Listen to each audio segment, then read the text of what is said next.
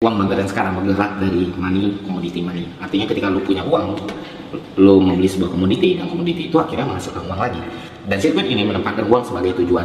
Dan lu tahu sirkuit ini itu menghasilkan akumulasi nilai lebih tanpa batas. Jadi ya, even lu sebenarnya pemenuhan kebutuhan lu udah kecukupi, lu bakal tambah terus, tambah terus, tambah terus. Standar kebutuhan lu itu akan meningkat linear dengan pertumbuhan uang lu, dan peningkatannya itu terjadi secara abnormal, cuy. Artinya terlalu cepat sampai lu nggak bisa nikmatin setiap tahapan peningkatan tersebut. Misalnya nih ya, dulu lu seneng gitu bisa punya Mio J, tapi sekarang karena uang lu bertumbuh dengan cepat, dengan lu terobsesi dengan uang, sekarang punya Nmax saja itu hambar buat lu.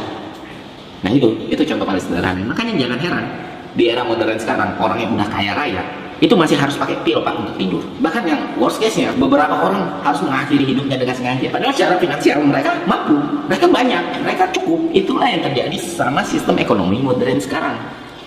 Gue nggak bilang itu salah, tapi gue ngerasa diri gue nggak siap untuk itu. Kalau gue nggak bisa ngendaliin diri gue sendiri, dan akhirnya gue mencoba pendekatan yang lain.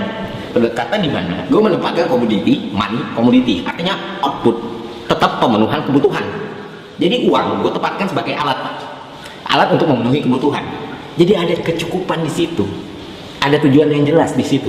Lah bukannya kalau kayak gitu sama aja bang? Beda cuy, beda. Berarti kalau kecukupan lu udah terpenuhi, lu nggak bakal cari duit. Teorinya kayak gitu memang. Iya, gue nggak bakal cari duit. Tapi pemenuhan kebutuhan nggak sesimpel itu. Gue punya banyak kebutuhan.